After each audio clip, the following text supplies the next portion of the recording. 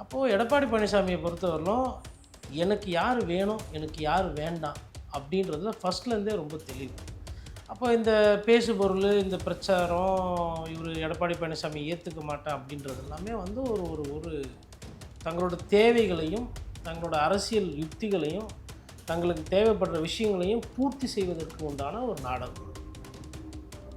சுயநலமான ஒரு தேவைக்காக பொதுநலமான விஷயங்களை பேசுவது தான் கொள்கை. இதுதான் சமகால அரசியல்.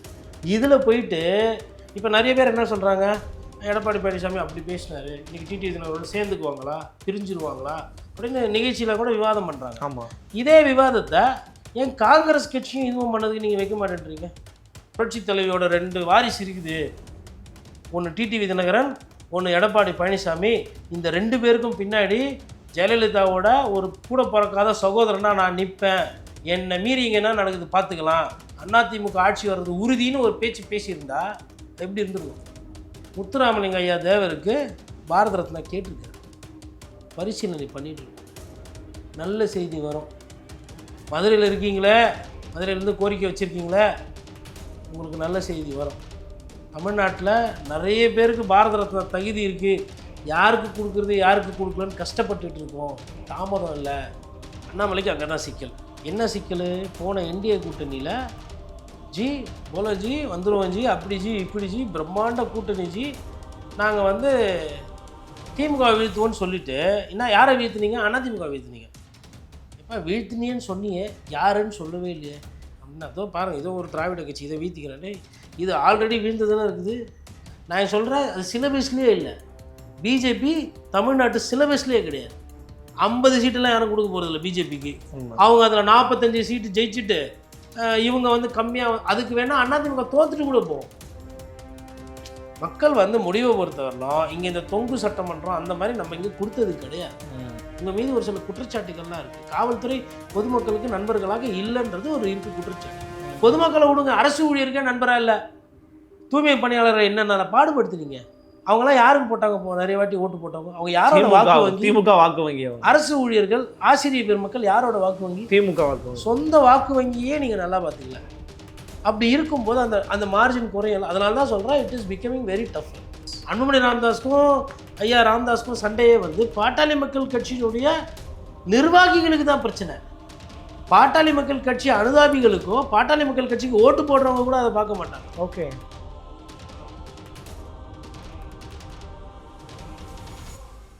நிம்மதி ப்ராப்பர்ட்டி மேனேஜ்மெண்ட். கான்டாக்ட் 7667008999. நலம் தரும் நல்லார் சித்த மருத்துவமனை. இதய நோய், சர்க்கரை நோய், பக்கவாதம், சிறுநீரக பிரச்சனை, தண்டுவடம் மற்றும் மூட்டு பிரச்சனைகளுக்கு மிகச்சிறந்த மருத்துவமனை.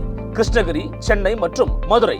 தொடர்புக்கு 8807666117 மற்றும் 8807666118. ஃபோர்த் எஸ்டேட் தமிழ் நேயர்களுக்கு அருள்மொழிவர்மனின் அன்பார்ந்த வணக்கங்கள். இது உங்கள் ஃபோர்த் எஸ்டேட் தமிழ் வழங்கும் பெருதனும் பெருதுகள் நிகழ்ச்சி. இன்றைக்கு நம்மோடு மீண்டும் இணைகிறார் மூத்த பத்திரிகையாளர் மரியாதைக்குரிய திரு கோடீஸ்வரன் அவர்கள். வணக்கம் சார். வணக்கம். நேயர்களுக்கு அன்பு வணக்கம். ரொம்ப மகிழ்ச்சி. தமிழ்நாடு அரசியல் களம் வந்து 2 நாளாக மழை பெஞ்சிருந்தாலுமே கூட இந்த செங்கல்பட்டு மதுராந்தகத்தில் போட்ட கூட்டத்தில் கொஞ்சம் சூடு பிடிச்சிருக்குன்னே கூட சொல்லலாம். அந்த மதுராந்தகம் கூட்டத்தில் வந்து பார்த்தீங்கன்னா பல முக்கியமான நிகழ்வுகள் அரங்கேறி இருக்கிறது. குறிப்பாக நீங்களே கூட ஒரு முறை சொல்லியிருந்தீங்க, இன்றைக்கி நடக்கிற காட்சியெல்லாம் இன்னும் தேர்தல் நெருங்கும் போது அப்படியே தலைகீழாக மாறும், நீங்கள் வேணால் பாருங்கள் அப்படின்னு சொல்லியிருந்தீங்க.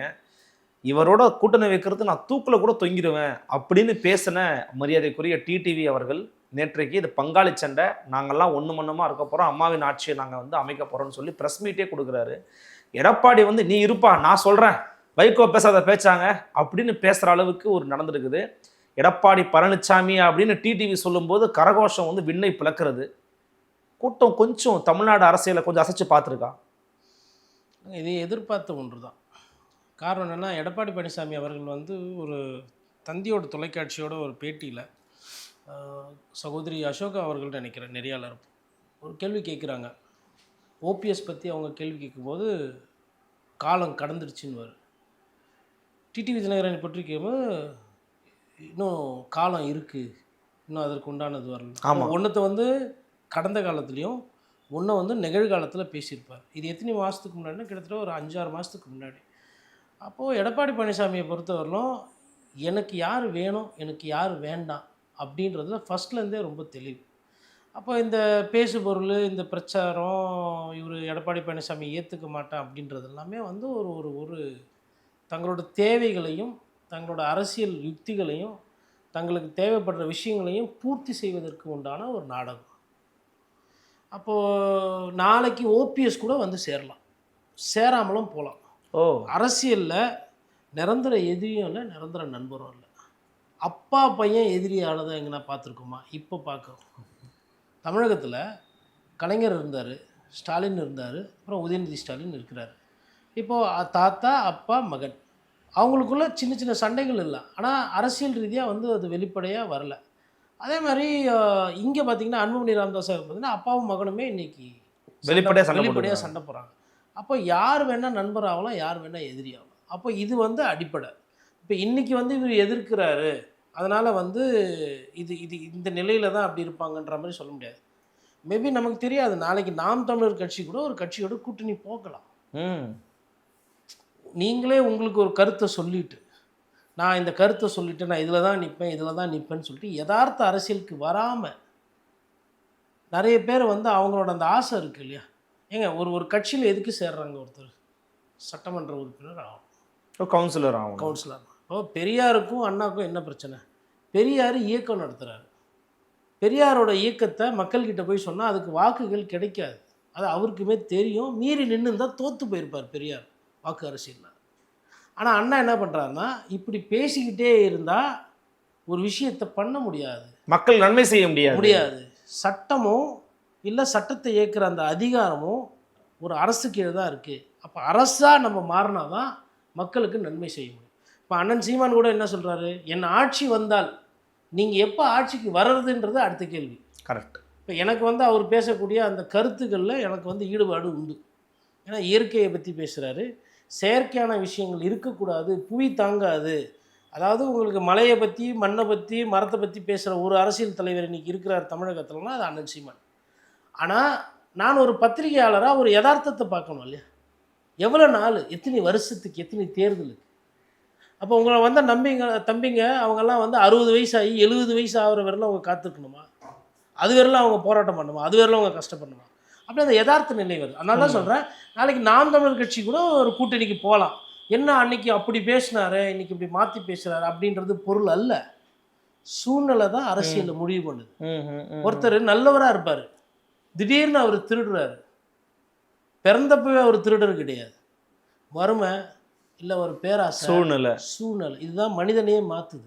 ஸோ மனிதர்கள் காலத்துக்கு ஏற்றாற்போல் மாற்றும் போல் மாற்றம் ஒன்றே மாறாது. அப்படி இருக்கும் பொழுது எடப்பாடி பழனிசாமி துரோகின்னு சொன்னதும், டிடிவி தினகரனுக்கு இடமே இல்லைன்னு சொன்னதும் அரசியலில் இதுவும் கடந்து போகிவிடும்.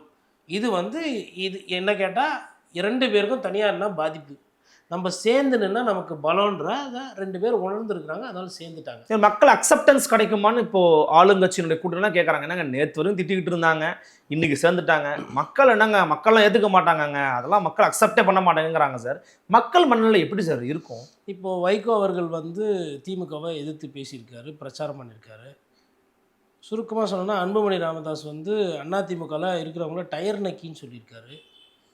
அப்போது சட்டமன்ற உறுப்பினர் சமரசம் அவர்கள் வந்து ஒரு விவாத நிகழ்ச்சியில் சொல்லுவார், டயர் நக்கின்னு யார் வேணால் சொல்லலாம்ப்பா, ஆனால் டயருக்கு பின்னாடி ஓட வச்சாரா எடப்பாடியாருன்னு அப்படி அவர் சொல்லியிருப்பார். அப்புறம் ஹெலிகாப்டர் பார்த்து கும்பிட்ற கலாச்சாரம் இருக்குது. இப்போ ஒருத்தர் விஜய் சாரோட வீடு இதுதான் பார்த்து கும்பிட்டுக்கோங்க அப்படின்னு பார்க்காமலே கும்பிட்ற ஒரு கலாச்சாரத்துக்கு வந்திருக்கு. அப்போ அரசியலில் வந்துங்க நிரந்தரமான ஒரு விஷயம் கிடையாது, ஒரு நிலை என்பது கிடையாது. ஆமாம், இந்த கொள்கை சொல்கிறாங்க இல்லையா, இதுவே வந்து மக்களை ஏமாத்துறதுக்கு இவர்கள் கட்டி வைத்திருக்கிற ஒரு பிம்பம். சுயநலமான ஒரு தேவைக்காக பொதுநலமான விஷயங்களை பேசுவது தான் கொள்கை. இதுதான் சமகால அரசியல்.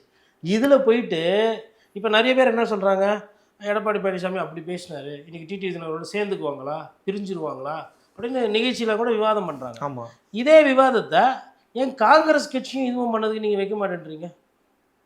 காங்கிரஸ் பேசாத பேச்சா? திமுக தீய சக்தின்னு சொல்லிட்டு விஜய் சொல்கிறாரு, அந்த விஜய்க்கு இட்டு கொடுத்தாங்களே, இதே டிடிவி தினகரனையும் ஏடிஎம்கேவையும் பற்றி நீங்கள் விமர்சனம் பண்ணுறாரு, அதே காங்கிரஸையும் திமுகவையும் வச்சு விமர்சனம் பண்ணிங்களா?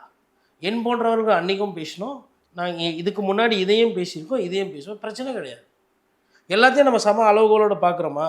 இன்னொன்று நமக்கு வேலை கம்மி.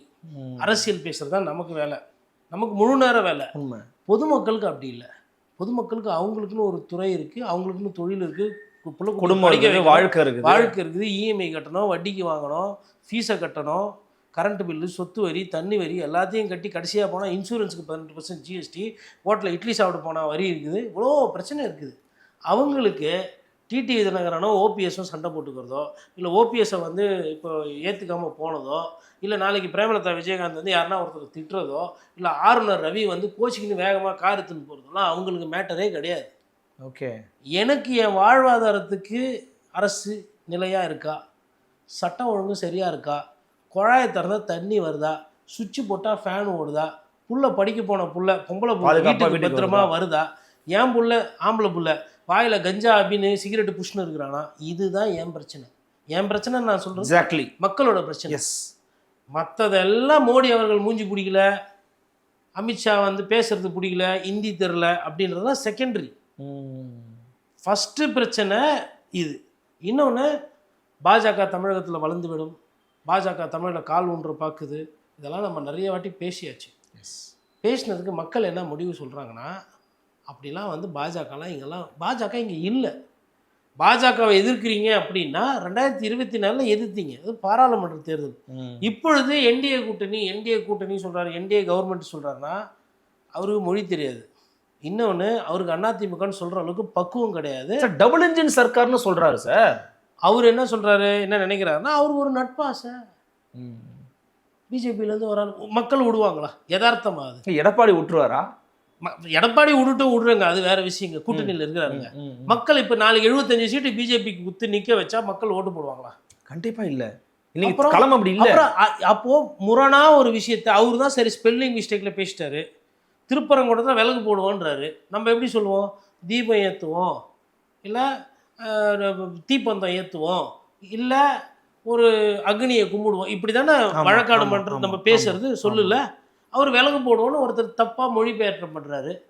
அதுக்கப்புறம் சொட்டு நீர் பாசனத்துக்கு வேற நீர் பாசனம்னு ஒரு சிறுநீர் பாசனம் பேசுறாரு. அதனால வந்து அது சிறுநீர் பாசனம் நம்ம எடுத்துக்க முடியுமா? ஓகே, இது டங் ஸ்லிப் கிடையாது. ஆனால் அவங்களோட பேராசை, மக்களுக்கு எதுவுமே பண்ணாமல், மண்ணுக்கேற்ற அரசியல் பண்ணாமல், தமிழகத்தில் இருக்கிற மக்களை புரிந்து கொள்ளாமல், நீங்கள் இங்கே வந்து பாரத் மாதா கி ஜெய் சொன்னால் வேலை ஆகாது.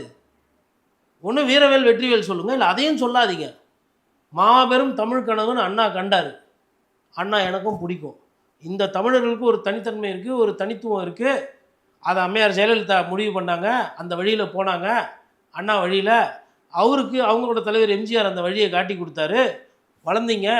நான் கூட எதிர்த்தேன், ஆனால் இன்றைக்கி அம்மையார் இல்லை, அவங்களுக்கு அண்ணனாவோ இல்லை ஒரு தம்பியாவோ இருந்து அவங்களோட ஆசையை நான் கூட இருந்து நிறைவேற்றுவேன்.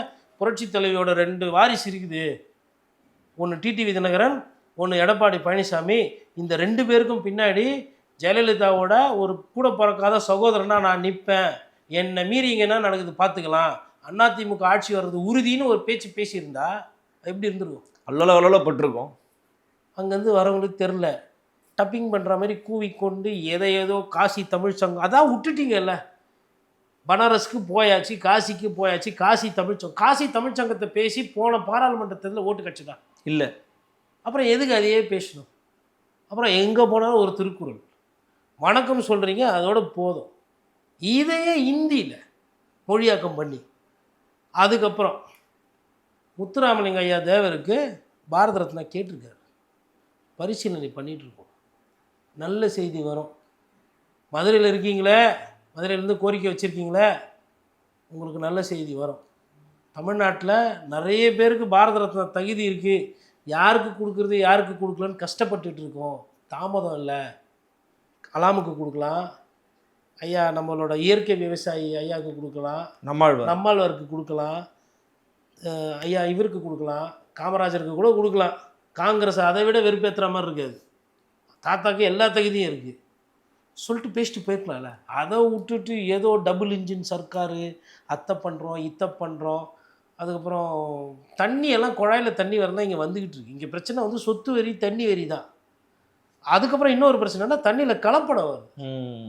அப்போது என்ன பண்ணிட்டாங்கன்னா, அந்த பிரதமருக்கு பயிற்சி பண்ணி கொடுக்குற அந்த ஸ்கிரிப்ட் ரெடி பண்ணுறாங்களா, இல்லை அவருக்கு அந்த ப்ரீஃபிங் கொடுக்குற இப்போது நானே போய் உத்தரப்பிரதேசத்தில் அரசியல் பேச சொன்னீங்கன்னா நானும் இதே மாதிரி தான் திருன்னு முடிப்பேன். அங்கே இருக்கிறவங்க அதை சொல்லி அதை நான் உள்வாங்கி அந்த அரசியலை புரிந்து பேசணும். ஒரு விஷயம் சிறப்பு என்னன்னா, அங்கே வந்தவொடனே ஏரிகாத்த ராமரையும் பேசுறாரு, திருப்பரங்குன்ற முருகருக்கும் போயிட்டு அந்தளவுக்கு டீம் வேலை செஞ்சுருக்கு. பட்டு என்டிஏ கூட்டணி, என்டிஏ தலைமையில் ஆட்சி நீங்கள் சொன்னீங்க, என்டிஏ சர்க்காருன்னு சொன்னீங்கன்னா தமிழக மக்களுக்கு பிடிக்காது, புரியாது, புரிஞ்சிக்கும் விருப்பம் இருக்காது. ஏன்னா இங்கே வந்து அந்த மாதிரி ஒரு ஃபார்முலா போட்டு வச்சுருக்காங்க. நீங்கள் என்ன பண்ணலாம், வந்தியா, உறவுக்காரனா இருக்கிறியா, வீட்டில் தங்கினியா, சாப்பிட்டியா, கிளம்பி போயிட்டே இருக்கணும், வீடு என்னது அப்படின்ற மாதிரி திராவிட கட்சிகள் இங்கே ஊறி இருக்கிறாங்க சித்தாந்த ரீதியாக. அப்போ நீங்கள் பேசுகிறது அவங்களுக்கு புரியல. சரி, நீங்கள் பேசுறது புரியும், எப்போ புரியும், நீட் தேர்வை ரத்து பண்ணிவிட்டு இங்கே வந்து பேசினா புரியும். சைக்ளோன் ஒக்கிக்கும் கஜாக்கும் நிவருக்கும் பணத்தை நிறைய கொடுத்துட்டு உத்தரப்பிரதேசத்துக்கும் ராஜஸ்தானுக்கும் எப்படி தூக்கி கொடுக்குறீங்களோ அந்த மாதிரி கொடுத்துட்டு வந்துட்டு பாரதிய ஜனதா கட்சி செய்யலையா, நான் எப்படி அந்நியன், இந்திய தாய்மொழின்றதால நான் அந்நியனா, நான் தமிழர்களுக்கு செய்யலையா, இல்லை கேரளாவில் வயநாடுக்கு காசு கொடுக்கலையா, மலையாளிக்கு நான் எதிரானவனா, அப்படி நீங்கள் அரசியல் பண்ணிட்டு நீங்கள் உரிமையாக கேட்கலாம். சார் காங்கிரஸ் விட நாங்கள் அதிகம் கொடுத்துருக்கோன்ற பாயிண்ட்டை மோடி சொன்னார் சார். இல்லை, அதில் சிக்கல் என்னன்னா, அன்னைக்கு வரிச்சுமை என்பது ஒரு அளவு இருந்தது. அன்னைக்கு வந்து 60 ரூபா 70 ரூபா இருக்குது பெட்ரோல், இன்னைக்கு 100 ரூபா இருக்கும்போது செலவினம் ஜாஸ்தி அதிகமாகுது. அன்னைக்கு 10 ரூபா நீங்கள் கொடுத்தீங்கன்னா இன்னைக்கு 30 ரூபா கொடுக்கணும், அதுக்கு பதிலாக நீங்கள் வந்து 70 ரூபா வரியாக வாங்குறீங்க. டிமாண்ட் இருக்குது, டிமாண்டு. இப்போது ஒரு பொருள் விலை, பேஸ்ட் விலை வந்து நான் வந்து 20 வருஷத்துக்கு முன்னாடி 10 ரூபாய்க்கு வாங்கியிருப்பேன், அதே பேஸ்ட் வந்து இன்றைக்கி 20 ரூபா இருக்கும். அது பணத்தினுடைய அந்த விகிதாச்சாரம் மாறுது. அப்போ நான் 30 ரூபாய்க்கு நான் உனக்கு பேஸ்ட் வாங்கி கொடுத்தேன்னு கிடையாது, அதே அளவு தான், அதே 50 கிராமோ 100 கிராம் பேஸ்ட்டு தான் கொடுத்துருக்குறீங்க. 30 ரூபாய்க்கு கொடுத்தேன், 300 ரூபாய்க்கு கொடுத்தேன் அப்படின்றதெல்லாம் எடுபடாது. இன்னொன்று, தமிழகத்தில் இருந்து அதிகமான பணம் வட இந்தியாவுக்கு போகுதா, மத்திய அரசுக்கு போகுதுன்னா போகுது. ஆமாம், உண்மை. மகாராஷ்டிரம் அதிகமான வருமானம் கொடுக்குது, தமிழகம் அதிகமான வருமானம் கொடுக்குது, கர்நாடகம் அதிகமான வருமானம் கொடுக்குது. இந்த 3 மாநிலத்தில் வரக்கூடிய வருவாயை வைத்து தான் ஒட்டுமொத்த இந்திய அரசாங்கமே நடக்குது. இது உண்மை. இது எப்படி கடந்து போக முடியும்? அப்போது நீங்கள் என்ன பண்ணுறீங்க, டபுள் இன்ஜின் சர்க்காருன்றீங்க. அது திமுகவுக்கு வசதியாக இருக்குது, நாங்கள் இதை தான் வெயிட் பண்ணிக்கிட்டு இருக்கோம், பார்த்தீங்களா பிஜேபி ஆட்சிக்கு வருதான் அப்படின்னு அவங்க சொல்லிவிட்டு அதை பிரச்சாரம் பண்ணுவாங்க. இப்போ நான் என்ன கேட்குறேன்னா, லாஜிக் எங்கே? பிஜேபி தமிழகத்தில் ஆட்சி வரணும், இல்லை ஏக்நாத் ஷிண்டே உருவாகணும்னா பிஜேபி குறைஞ்சது 100 இடத்துல போட்டி போடணும். 100 இடத்துல போட்டி போட்டு மக்கள் சரி போப்பா, நான் நீ மதவாதம்லாம் பேசுவேன், இருந்தாலும் நான் ஒரு வாட்டி உன்னை மன்னிச்சு உனக்கு ஓட்டு போட்டுறேன் சொல்லிவிட்டு 75% ஸ்ட்ரைக் ரேட், அது திமுகவுக்குமே அதிமுகவுக்குமே நிறைய சமீபமாக இல்லை, அப்படி ஒரு ஸ்ட்ரைக் ரேட்டை கொடுத்து 75 சட்டமன்ற உறுப்பினர்கள் பிஜேபி வந்துட்டாங்கன்னா ஒருவேளை பிஜேபி சர்க்காரோ இல்லை என்டிஏ சர்க்காரோ இங்கே வரும். அப்போ வராத ஒரு சர்க்காரை பற்றி அவர் தெரியாமல் பேசிட்டு போயிட்டார். அவர் என்ன பேசுவார், இல்லை அவருக்கு என்ன புரிதல்னா, என்னோட கூட்டணியாக இருக்கிற அதிமுக சர்க்காரும் மத்தியில் இருக்கக்கூடிய பாஜக சர்க்காரும் பேசிட்டு இருந்தாருன்னா இந்த பிரச்சனை கிடையாது. அவருக்கு தெரியல, அந்த புரிதல் அவர் தவறான புரிதல் கூட பேசியிருக்கலான்றீங்க. ரெண்டுமே இருக்கு, தவறான புரிதலும் இருக்கும், உள்நோக்கமும் இருக்கும். ஓகே, ஏன்னா பிஜேபி ஆட்சிக்கு வரணுன்ற அந்த ஆசையும் இருக்கு. Correct sir. ஆனால் எடப்பாடி பழனிசாமி, டிடிவி தினகரன், அன்புமணி பேசுனதெல்லாம் கொஞ்சம் கிளியரா இருந்துச்சு சார். அவங்க சொல்றாங்க, இவர் இத்தனைக்கு ஈவன் டிடிவி சொல்றாரு, தமிழ்நாட்டில் தலைமை வகிக்கக்கூடிய என்டிஏவுக்கு, அதாவது இந்த அதிமுகவினுடைய பொதுச் செயலாளர், எதிர்க்கட்சி தலைவர் மாண்புமிகு எடப்பாடி பழனிசாமி தெளிவாக சொல்றா. அப்படி அவர் தெளிவாக சொல்றாரு, ஒரு உத்தரவாதத்தை கொடுக்குறாரு 2 பேருக்கும், பிரதமர்கிட்டையும் முதல்வர் வேட்பாளர்கிட்டையும். நாங்கள் அப்படின்னா அவரையும் சேர்த்து அவரோட தொண்டர்களையும் சேர்த்து மொத்த அம்மா மக்கள் முன்னேற்ற கழகமும் உங்கள் கூட நிற்போம், நாங்கள் உழைப்போம், எங்களை நீங்கள் நம்பலாம், உங்களோட வெற்றிக்கு நாங்கள் நிற்போம், எங்களோட கஷ்டப்படுவோன்ற அந்த உத்தரவாதத்தை கொடுக்குறாரு. கொஞ்ச நேரம் தான் பேசினார் அவர், நிறைய நேரம் பேசினார், but very politically loaded statements TTV Dhinakaran. என்னோட நோக்கம், என்னோட கோல் வேறு, என் டார்கெட் வேறு, இது பிரச்சனை எல்லாம் நாங்கள் பார்த்துக்குறோம், பங்காளி சண்டை இருக்கும் அது நாங்கள் போட்டுக்கிறோம், அப்புறம் எந்த வீட்டில் அண்ணன் வீட்டில் சண்டை இல்லாமல் இருக்குதுன்ற மாதிரி பேசிட்டு போயிட்டார். பெரிய ஒரு பொலிட்டிக்கல் இதை ஃப்ரெண்ட்லி ஆக்கிட்டு ப்ரெஸ் மீட் வச்சது, அதெல்லாம் ஸ்ட்ராட்டஜி ரைட். அன்புமணியா அதே மாதிரி பேசுகிறாரு, எடப்பாடி பழனிசாமி ஏன் பேசுகிறா, அவங்களுக்கு தமிழ்நாடு பாலிடிக்ஸ் தெரியும், மக்களுடைய மனநிலை என்னன்னு தெரியும். இங்கே நீங்கள் சவார்கார் பற்றி பேசி ஓட்டு வாங்க முடியாது, இல்லை இருந்தால் வாங்கலாம். காந்தியடிகள் பெருமை பேசலாம், காந்தியடிகளை சொல்லியே இங்கே ஓட்டு வாங்க முடியாது. இன்னொன்று, அண்ணாமலையும் இந்த ஊழல் விவகாரங்கள் அதெல்லாம் குறித்து தான் பேசினாரு தவிர மற்ற எதுவும் அவர் பெருசாக கொஞ்சம் கொஞ்சமாக மாறிக்கிட்டு வர்றாரு. பார்க்குறாருல, அந்த சிலபஸ் இங்கே பேசினா வேலைக்கு ஆகலை, தோற்று போகிறோம், நம்மளே ஜெயிக்கல, அதே மாதிரி நேற்று வந்து பிஎம்மோட அந்த பாடி லாங்குவேஜ் பார்த்தீங்கன்னா அண்ணாமலைக்கு ரொம்ப கம்ஃபர்டபுளாக இருந்த மாதிரி தெரியல. ஆமாம். வழக்கமாக என்னன்னா அண்ணாமலை ஓடி வருவார், முதுகுலை தட்டுவாரு. அமித்ஷா அண்ணாமலை பார்த்த உடனே 1000 பிரகாசம் பயில பூரிப்பித்த மோடி அப்படிலாம் நேற்று அந்த எதுவுமே கிடையாது. அந்த அந்த விளம்பரம் சீன்லாம் கிடையாது. அப்போ நான் என்ன நினைக்கிறேன்னா சொந்த கட்சிக்காரர்கள் யாரா உள்ளடி வேலை பார்த்தா அதை வந்து நீங்கள் பிரதமர் மோடிக்கிட்டேயும் இல்லை அமித்ஷாஜி கிட்டேயும் அவங்க 2 பேர்கிட்டயும் என்ன மற்றவங்க பிஜேபிக்காரங்கிட்ட பேசினா அவங்க என்ன சொல்லுவாங்கன்னா மோடிஜி அமித்ஷாஜியை பொறுத்தவரை அவங்க என்னன்னா டாஸ்கில் ரொம்ப கிளியராக இருப்பாங்க. நீ என்ன பண்ணுற ஏது பண்ணுறல ரிசல்ட் கொடுத்தியா, வெற்றியை கொடுத்தியா அப்படின்னா அவங்க வந்து இருப்பாங்க. 2வது சொன்னது ஒன்று செய்கிறது வேறையாக இருந்தால் அதை கண்டுபிடிச்சிட்டாங்கன்னா தூக்கி தள்ளி வச்சுக்குவாங்க. அண்ணாமலைக்கு அங்கே தான் சிக்கல். என்ன சிக்கல்? போன என்டிஏ கூட்டணியில் ஜி போலோ ஜி வந்துடுவோம் ஜி, அப்படி ஜி இப்படி ஜி பிரம்மாண்ட கூட்டணி ஜி, நாங்கள் வந்து திமுக வீழ்த்துவோன்னு சொல்லிட்டு என்ன யாரை வீழ்த்துனீங்க? அதிமுக வீழ்த்துனீங்க. எப்போ வீழ்த்தினியன்னு சொன்னியே, யாருன்னு சொல்லவே இல்லையே அப்படின்னா அதோ பாருங்கள் ஏதோ ஒரு திராவிட கட்சி இதை வீழ்த்திக்கிறேன். இது ஆல்ரெடி வீழ்ந்ததுன்னு இருக்குது, அதெல்லாம் ஜெயிச்சிருக்கணும். நீ அதை ஜெயிச்சாதானே நமக்கு அங்கே கிராஃப் ஏறி இருக்கும். எனக்கு நம்பர் இல்லை, சந்திரபாபு நாயுடு கிட்ட போய் நிற்க வச்சிட்டிங்களா, நிதிஷ்குமார் கிட்ட போய் பல்டிகுமார் கிட்ட போய் நிற்க வச்சிட்டிங்களா, அந்த கோபம் இருக்கும்ல. அதெல்லாம் தான் நேற்று இன்னொன்று மற்றவர்களும் போய் சொல்லுவாங்கள்ல, இவர் இந்த மாதிரி இவரையே வளர்த்துக்கினுக்கிறாரு, கட்சி வேலை எதுவும் பார்க்கறது இல்லை, அதெல்லாம் எதிர்கொள்வி. அது தெரிஞ்சது. தேர்தல் அறிக்கை குழுவில் கூட அண்ணாமலையோட பேர் கிடையாது, மோடி வரவேற்புக்குள்ள அண்ணாமலையோட பேர் கிடையாது. அண்ணாமலை அவர்கள் இந்த கூட்டணிக்கு ஒரு சில தொகுதிகளை தேர்ந்தெடுத்து நான் இந்த இடத்துல எல்லாம் போய் பிரச்சாரம் பண்ணுறேன், நான் இந்த தொகுதியில் தான் வேலை பார்க்குறேன், இது ரிசல்ட் வந்த உடனே அந்த ரிப்போர்ட் கார்டோட மேலே போய் பேசினார்னா good job, you are appointed as Annamalai again அப்படின்ற மாதிரி ஏதோ வந்து பண்ணுவாங்க. சும்மா சவுண்டு ஒன்று விட்டுக்கிட்டு டிஎம்கே ஃபைல்ஸ் அது இதுன்னு சொல்லிவிட்டு அதுக்கப்புறம் டிஎம்கேவை பற்றி எதுவுமே பேசாமல் இந்த லூஸ் விடுறது. எவ்வளோ அரசியல்வாதியை பார்த்துருப்பாங்க, படிப்பில் வேணால் உங்களை விட டிகிரி கம்மியாக இருக்கலாம், ஆனால் அந்த அரசியல் மூலம் இருக்கு இல்லைங்களா, அது வந்து ஷார்ப்பாக இருக்கும். நேற்று ஆனால் எடப்பாடி பழனிசாமி பார்த்தின டாக் கொஞ்சம் இருந்தது சார், அதிகமாக இருந்தது. என்னென்னா ஆஸ் அ லீடராக ஒரு கட்சியோட போச்செல்லராக இன்றைக்கி அவர் வந்துட்டார். வந்த பிறகு அந்த பிடிமானத்தோடு நின்று இன்றைக்கி நம்மளோட இலக்கு ஆன்டி டிஎம்கே தான், அதில் ஒன்றா வர வரைக்கும் நம்ம தொடர்ச்சியாக பண்ணணும் அப்படின்றதுல எடப்பாடி ஜெயிச்சிட்டாரா சார்? நான் எடப்பாடி ஜெயிச்சிட்டாருன்றதை விட ஒரு விஷயம் நான் சமீபமாக சொல்லிகிட்டு இருக்கேன், இல்லை நான் பார்த்துக்கிட்டு இருக்கேன். இப்போ கால்பந்தாட்டத்தில் வந்து ஒரு சில நேரத்தில் என்ன பண்ணுவாங்க, ஒரு சில பிளேயரை மார்க் பண்ணாமல் விட்டுடுவாங்க. அவங்க பார்த்தா பெரிய ஸ்டார் பிளேயராக இருக்க மாட்டாங்க, அவங்களுக்கு வந்து ஒரு பெரிய ஒரு வசீகரமோ இல்லை அவங்களுக்கு பெரிய ரெக்கார்ட்ஸ் இருக்காது அதுக்கு முன்னாடி. ஓகே. ஆனால் அவங்கள வந்து நீங்கள் அசால்ட்டாக விட்டிங்கன்னா பந்து திடீர்னு வச்சுன்னா கோல் அடிச்சிடுவாங்க. ஓகே. கோல் அடிச்சதுக்கப்புறம் என்ன ஆக போகுது? இப்போ 90வது நிமிஷத்தில் 89வது நிமிஷத்தில் கோல் அடித்தா அந்த அணி வெற்றி. எடப்பாடி பழனிசாமி குறைத்து மதிப்பிடுதல், குறைத்து எடை போடுதல், இந்த தவிர நிறைய அரசியல் கட்சி தலைவர்கள் தமிழகத்தில் பண்ணிக்கிட்டு இருக்கிறாங்க, தொடர்ந்து பண்ணிக்கிட்டு இருக்கிறாங்க. என்ன காரணம்னா சாதாரண ஒரு முகம், வசீகரமற்றாத ஒரு பேச்சு, ஒரு சொல்லாடல் பார்த்திங்கன்னா ஒரு ஒரு ஆக்ரோஷமான ஒரு சொல்லாடல் கிடையாது. யதார்த்தமான ஒரு ஆளாக இருப்போம். யதார்த்தமாக இருந்தால் நம்ம என்ன பண்ணுவோம், எப்பயுமே நம்ம கண்டுக்க மாட்டோம், நம்ம மதிக்க மாட்டோம். நமக்கு வந்து விஜய் மாதிரி ஒரு அழகாக பிரம்மாண்டமாக இருக்கணும், இல்லை ஒரு கட்சி பாரம்பரியத்துலேருந்து வரணும்ப்பா, அவரு புள்ளப்பா, அவருப்பா, அதுப்பா இதுப்பா. ஏன் கீழே இருந்து ஒரு ஆள் வந்தால் அது அது அது அது மனநிலையில் பிரச்சனை. இந்த பிரச்சனை கீழே இருந்து வர ஒரு அரசியல்வாதிக்கும் உண்டு. அவங்க வந்து கரடியாக கத்தி போராட்டம் பண்ணி ஜெயிச்சு காட்டினதுக்கப்புறம் உண்மையிலே ஜெயிச்சிட்டியா, உண்மையிலே வந்துட்டியா, உண்மையிலே உக்காண்டியா, அப்புறம் போய் கிள்ளி கூட பார்ப்பாங்க. உண்மைதானே? வேற யாருன்னா ஒருத்தர் சொன்னாவே வெற்றி பெற்ற மாதிரி செலிப்ரேட் பண்ணுவாங்க. நேற்று வரை என்ன சொன்னாங்க, டிடி தினகரன் வரமாட்டார். ஆமாம், இதுக்கு வந்து அன்புமணி ராமதாஸ் பிரச்சனை என்னன்னு தெரில, கூட்டணியே இல்லை, வலுவே இல்லைன்னு சொன்னீங்க. அப்போ 2 கட்சி வந்தது, 2 பேர் இருக்கிறாங்க, அப்போ அதற்கு உண்டான பேசு பொருள், அதற்கு உண்டான ஒரு விஷயத்தை பேசணும்ல, நியாயமா? ஊழல்னு வந்தால் 2 பேரும் ஊழல்வாதி, அது வேற. கூட்டணி பலம் இவ்வளோ நாள் திமுகவுக்கு பேசிட்டு நேற்று மோடி வந்த போது அதை பற்றி பேசாமல் மோடி டபுள் இன்ஜின் சர்க்கார் சொன்னார்.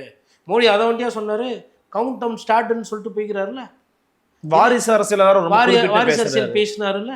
அதுக்கப்புறமா வந்து கஞ்சா போதை இந்த ட்ரக்ஸ் எல்லாம் இருக்குது, பிஎம்சி சிஎம்சி சொன்னார்ல, அதெல்லாம் இப்போ கரப்ஷனு மாஃபியான்றாரு, க்ரைமு, இப்போ இதெல்லாம் நம்ம பார்க்க மாட்டோம்.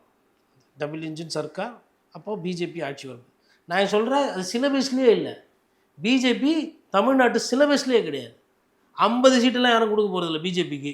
அவங்க அதில் 45 சீட்டு ஜெயிச்சுட்டு இவங்க வந்து கம்மியாக, அதுக்கு வேணால் அதிமுக தோத்துட்டு கூட போகும். மக்கள் வந்து முடிவை பொறுத்தவரையிலும் இங்கே இந்த தொங்கு சட்டமன்றம் அந்த மாதிரி நம்ம இங்கே கொடுத்தது கிடையாது. குறைஞ்சபட்சம் ஒரு வாட்டி மைனாரிட்டியாக கவர்மெண்ட் ஃபார்ம் ஆனது ஐயா கலைஞர் ஆட்சி காலத்தில் அதை அவர் சாமர்த்தியமாக அதை ஆட்சியை கொண்டு போயிட்டார், முடிச்சிட்டாரு. அப்போது அதெல்லாம் பார்க்கும்போது இது மாதிரி பேசுறதுனால தான் என்ன ஆகுதுன்னா இந்த சிறிய கட்சிகளுக்கெல்லாம் வந்து நம்ம அந்த 1% முக்கியமாக ஸ்விங்கை வந்து 8% போவோங்க. 8% வந்துட்டு ஆட்சிக்கு எதிராகவோ இல்லை ஆட்சிக்கு சாதகமாக போகலாம். அது போகும்போது இந்த சிறிய கட்சிகள் புதுசாக வந்த கட்சிகள்லாம் காணா போகும். ஆனால் இப்போ பார்க்கும்போது சண்டை கடும். இப்போ நீங்கள் என்ன கேட்டிங்கன்னா கடும் போட்டின்னு தான் நான் சொல்லுவேன். சேலஞ்சிங் அலையன்ஸ் ஃபார் டிஎம்கே இது. ஆமாம், என்ன கேட்டிங்கன்னா இன்றைக்கி தேதியில் கடும் போட்டி. சரி, கடும் போட்டி அதனால் திமுக தோற்றுறீங்கன்னா அதனால் உறுதியாக சொல்ல முடியாது. As on date DMK as an edge. But எட்ஜுனா அப்படி திரும்பி பார்த்தாலாம் இல்லை, இங்கே வந்துச்சு தோளுக்கு பின்னாடி அதிமுக ஒரு போட்டி கிட்ட வந்து நெருக்கிட்டாங்க. ஜோன் வைஸ் பாருங்கள். ஓகே, போன வாட்டி திமுக ஆட்சிக்கு வந்ததுக்கு 2 ஜோன் முக்கியம். ஒன்று சென்னை ஜோன், திருவள்ளூர்லேருந்து ஆரம்பித்து நீங்கள் சென்னை கவர் பண்ணிங்கன்னா 36 தொகுதியில் அதிமுகவுக்கு பேடி ஒயிட் வாஷ். காஞ்சிபுரம் உத்திரமேரூர் தாண்டினதுக்கப்புறமா செங்கல்பட்டு மதுராந்தகம் வரும்போது தான் அதிமுகவுக்கு ஜெயிக்கிறாங்க. ஓகே, அங்கே தான் ரவுண்டுலேயே வந்து அதிமுக நிற்கிது. அதுவும் ரிசர்வ் சீட்ஸ் அங்கே தான் அதிமுக வருது, ரெட்டலில் ஏஞ்சிக்குது, நிற்கிது. மிச்ச இடம்லாம் பேடி. அதுக்கப்புறம் நீங்கள் வட தமிழ்நாடு போகும்போது வட தமிழ்நாட்டில் ஓரளவுக்கு பேலன்ஸ் ஆகுது. கடலூர் பெல்வெதர் டிஸ்ட்ரிக்ட், அதாவது கடலூரை நீங்கள் யார் கைப்பற்றீங்களோ அவங்க பொதுவாக ஆட்சியை வந்து பிடிச்சிருக்காங்க. ஏன்னா கடலூர் வந்து எப்படின்னா சூழலுக்கு ஏற்றால் போல் மாறக்கூடிய ஒரு தன்மை படைத்த மாவட்டம். அது ஏன் அப்படின்னா புயலால் பாதிக்கப்படும், மழையால் பாதிக்கப்படும், வறட்சியால் பாதிக்கப்படும், படிப்பறிவு இல்லை, போதைக்கு நிறைய பேர் இளம் விதவைகள் அதிகம், வருமானம் கம்மி, வாழ்வாதார பிரச்சனை, இவ்வளோத்தையும் சந்திக்கிற ஒரு மாவட்டம் தான் கடலூர். இயற்கை சீற்ற மாவட்டம் இல்லை அரசோட கவனம் கிடைக்காத ஒரு மாவட்டமும் பார்த்திங்கன்னா கடலூர். அந்த கடலூர் தன்மை எப்படி பிஹேவ் பண்ணுதோ அதை வைத்து கடலூர் வந்து போன வாட்டி திமுக சாதகமாக பிஹேவ் பண்ணுது. ஓகே, அப்போ நார்த்து தமிழ்நாட்டில் டிஎம்கே ஓரளவுக்கு நல்லா பண்ணுது. ஆனால் அங்கே அதிமுக போராடி இருக்கு, தோற்று போல, டிஃபீட்டட் பட் நாட் டெசிமேட்டட். அதுக்கு அடுத்து டெல்டாவில் திருப்பி பேயடி அதிமுக கூட்டணிக்கு 4 பேர் சொல்லி வச்ச மாதிரி ஜெயிக்கிறாங்க. நன்னிலம் காமராஜ் முன்னாள் அமைச்சர், விஜயபாஸ்கர் முன்னாள் சுகாதாரத்துறை அமைச்சர் புதுக்கோட்டை, அதுக்கப்புறமா வந்து உங்களுக்கு ஒரத்தநாடில் வைத்திலிங்கம் முன்னாள் அமைச்சர் ஹெவி வெயிட், அதுக்கப்புறமா இன்னொருத்தர் பார்த்தீங்கன்னா நன்னிலம் காமராஜ் சொல்லிட்டு அப்புறம் ஓஎஸ் மணியம். அப்போ வெறும் முன்னாள் 4 அமைச்சர்கள் மாவட்ட செயலாளராக இருக்கிறவங்க ஒண்டி தான் ஜெயிச்சுக்கிறாங்க, மிச்சம் எல்லாம் காலி. சென்னைக்கு அடுத்த பேரடி. இப்போ சென்னை ஜோனில் பெரிய சேஞ்சஸ் எனக்கு இருக்குன்ற மாதிரி தெரியல. சென்னை இன்னமும் வந்து திமுகவுக்கு சாதகமான ஒரு மண்டலமாக தான் இருக்குது. பட் டெல்டாவில் ஒரு சில மாற்றம் வருது, விவசாயிகள் பிரச்சனையினால. இப்போ கறிக்கோழி விவசாயிகள் பிரச்சனையில் வந்து ஈசன் முருகசாமி கைது பண்ணியிருக்கிறாங்க பொங்கல் அப்போ, அதையும் குறிப்பிட்டு எதுக்கு என்னத்துக்கு அவர் போராட்டம் பண்ணுறாரு?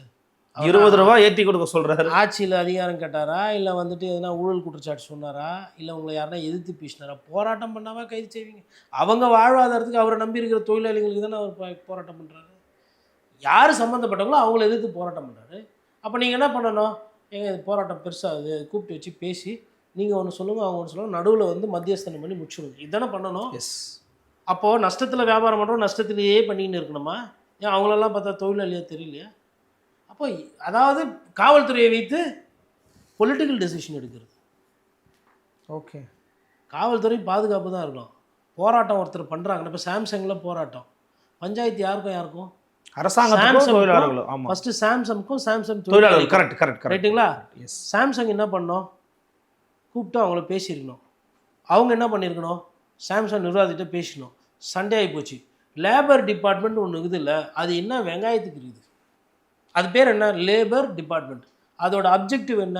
லேபர் வெல்ஃபேர், தொழிலாளியோட வளமும் தொழில் முன்னேற்றம், தொழில் நலன், தொழிலாளர் நலன். ஃபஸ்ட்டு இண்டஸ்ட்ரீஸ் டிபார்ட்மெண்ட் தான் வளம், இது தொழிலாளிக்காக இருக்குது. அந்த டிபார்ட்மெண்ட் ஆளுங்க போய் லேபர் ஆஃபீஸர் போய் சாம்சங்கை கூப்பிட்டு, பார் நீ பண்ணுறதெல்லாம் போங்கு, சட்டப்படி இதெல்லாம் செய்யணும். ஊரில் சப்பமுக்கு இருக்கிற ஊரில் வந்துட்டு இப்படியெல்லாம் போங்காட்டான்னா ஒத்துக்குவாங்களா? அப்போ இந்தியாவில் வேலை செய்கிறவனெல்லாம் பார்த்தா அவனுக்கு எப்படி கொத்தடிமே தெரியுதா? ஒரு காலத்தில் எங்களுக்கு இதெல்லாம் தேவைப்பட்டுச்சு. நாங்கள் வந்து கம்மியாக விலைக்கு வந்தோம், கரண்ட்டை சும்மா கொடுத்தோம், இல்லை காசு கம்மியாக கொடுத்தோம், இடத்த கொடுத்தோம், தண்ணியை கொடுத்தோம். இனிமேல்ட்டு இது வேண்டாம். நாங்கள் இன்றைக்கி 5ஆம் பெரிய பொருளாதார கண்ட்ரி, நீ 3வது பெரிய பொருளாதாரமோ அது 7வதாக இரு. இது அமெரிக்காவில் போய் இதை பண்ணுவியா? சைனாவில் போய் இதை பண்ணுவியா? இல்லை ஜப்பானில் பண்ண விடுவாங்களா? அப்போ இந்தியா ஒன்று ஏன் இப்படி பண்ணுறேன்னு சொல்லி கேட்டிருக்கணும். யார்? Labour department. ஆனால் கஷ்டப்பட்டு போராடின கம்யூனிஸ்ட் தோழர்களை காவல்துறைக்கு கொடுத்த முக்கியத்துவத்தை கொடுத்துட்டு இவங்களை நீங்கள் கைது செஞ்சீங்க, இவங்களை கேள்விக்குறியாக்குனீங்க.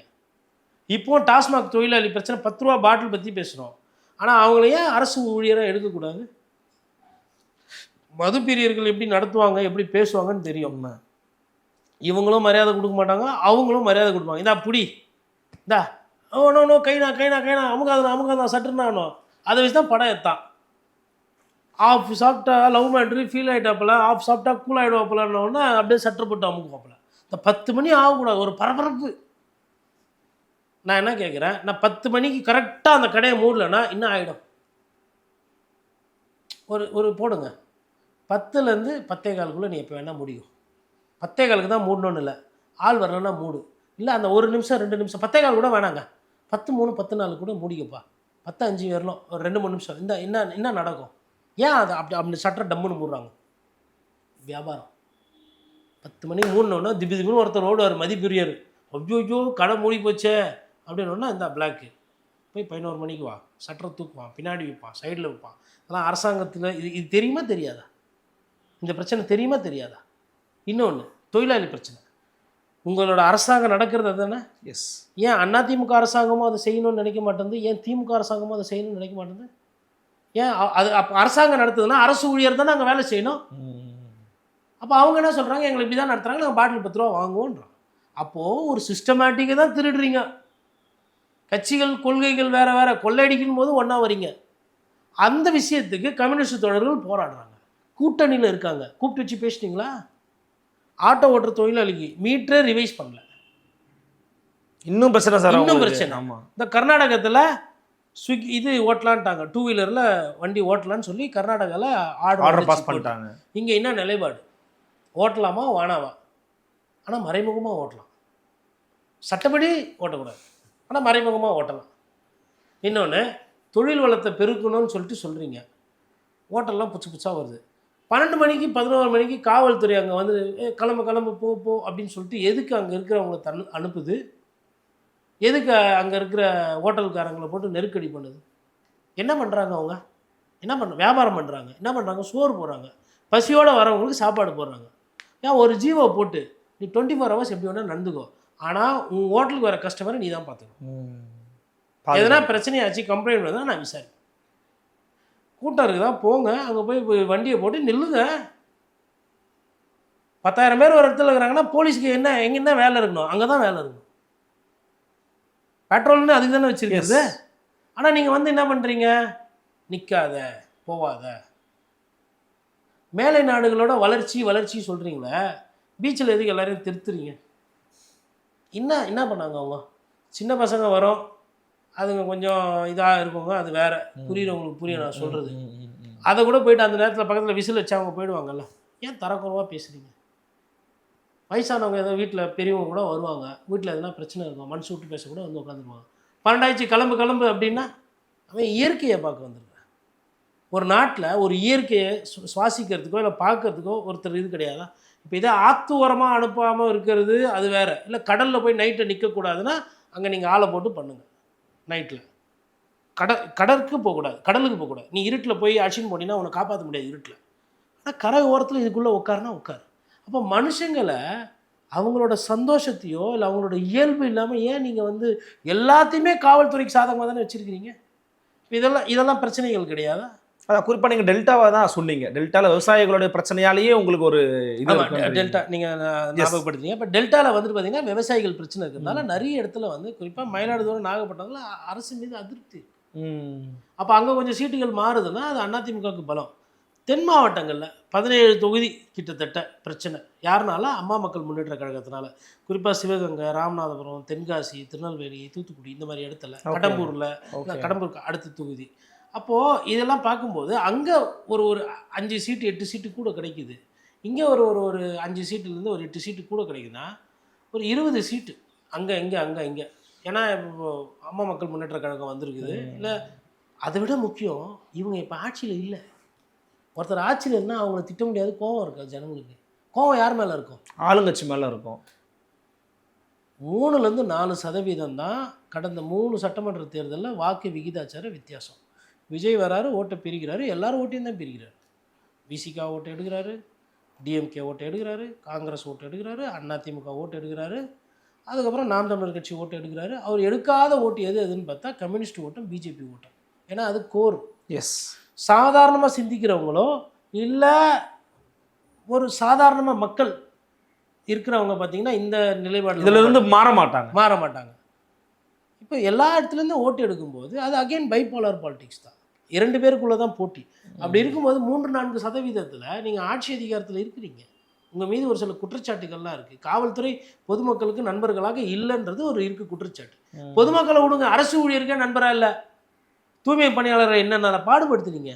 அவங்களாம் யாருக்கு போட்டாங்க? நிறைய வாட்டி ஓட்டு போட்டவங்க அவங்க யாரோட வாக்கு வங்கி? திமுக வாக்கு வங்கி. அரசு ஊழியர்கள், ஆசிரியர் பெருமக்கள் யாரோட வாக்கு வங்கி? திமுக வாக்கு வங்கி. சொந்த வாக்கு வங்கியே நீங்கள் நல்லா பார்த்துக்கல.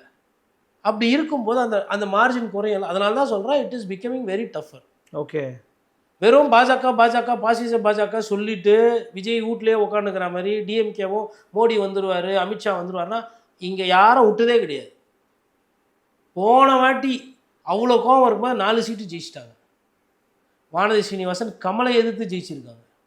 விளையாட்டான வெற்றி கிடையாது. இப்போ இங்கே வேலை பார்த்துரு யாருன்னா ஒரு பத்திரிகையாளர் யாருன்னா கமல் தோப்பார், வானதி சீனிவாசன் யாருன்னா ஒரு கில்லடி சொன்னீங்களா?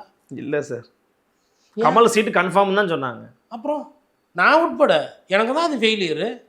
ஆனால் நான் ஒத்துக்குவேன். சரி, நீங்கள் வந்துட்டு ஒரு அரசு இல்லை ஒரு கட்சி ஒரு சில தவறுகள் செய்யுதுன்னா அதை நம்ம சுட்டி காட்டுறோம். மக்கள் முடிவு பண்ணிட்டோம். சும்மா வந்துட்டு இவ்வளோ நாள் வந்து அதிமுக பலவீனமாக இருந்தது அது இதுன்றது போயிட்டு இப்போ வந்து பிஜேபி சர்க்கார் பிரதமர் மோடியா ஏஃபார்ம் பிஃபார்ம் கொடுக்க போகிறாரு. இல்லை அமித்ஷா உட்காந்து குமார் ஜெயின் நீ போய் அங்கே கண்டெஸ்ட் பண்ணுது, பங்கஜ் குலேச்சா நீ போய் இங்கே கண்டெஸ்ட் பண்ணுது, இங்கே வந்து ஸ்வதேந்திர ஜிங் செயின் நீ இங்கே போய் கண்டெஸ்ட் பண்ணுது, அது வந்து சௌத்ரி யூ கம் ஃபார்வர்ட் நீ இங்கே கண்டெஸ்ட் பண்ணுது, இங்கே வந்து பன்வாரிலால் புரோஹித் நீ போய் இதில் தஞ்சாவூரில் நிற்குது. இப்படியா நடக்கும்போது இல்லை. அப்புறம் எப்படி இது என்டிஏ சர்க்கார் ஜெயிக்க போகிறது? ஒரு உதாரணத்துக்கு சொல்கிறேன், செல்லூர் ராஜு, ஜெயக்குமார், ஆர்பி உதயகுமார், விஜயபாஸ்கர், பழனிசாமி, வேலுமணி, மணிகண்டன், இது எதனா பார்த்தா பிஜேபி பேரா தெரிதா? இல்லை. இது பிஜேபி பேரா?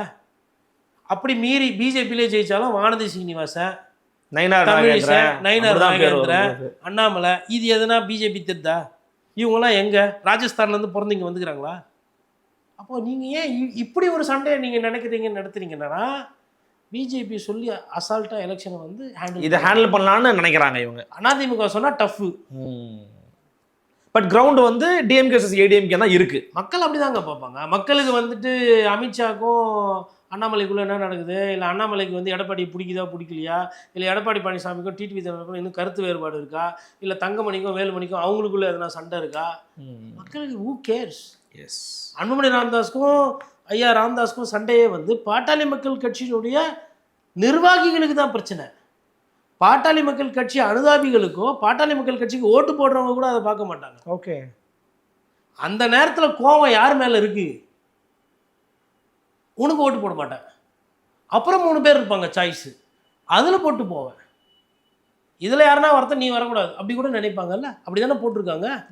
எல்லாம் நினைக்கிறாங்க எங்கள் தமிழக அரசியலில் நாங்கள் நல்லது செஞ்சு ஆட்சிக்கு வந்தோம், நாங்கள் நல்லது செஞ்சு, அப்படிலாம் யாருமே வரல. கெட்டது செஞ்சு ஆட்சி போச்சு. இது பேசுறதே கிடையாது. இதுதான் முக்கியமான பாயிண்ட். இது பேச மாட்டாங்க. மக்களுக்கு வலிச்சா உங்கள் ஆட்சியை தூக்கி போட்டுருவாங்க. மக்களுக்கு வலிக்காத மாதிரி பார்த்துக்கணும். நாங்கள் தானே ஓனரு. மக்களை வந்துட்டு கொஞ்சமாச்சு ஒரு கண்ணியமாக நடத்தணும்.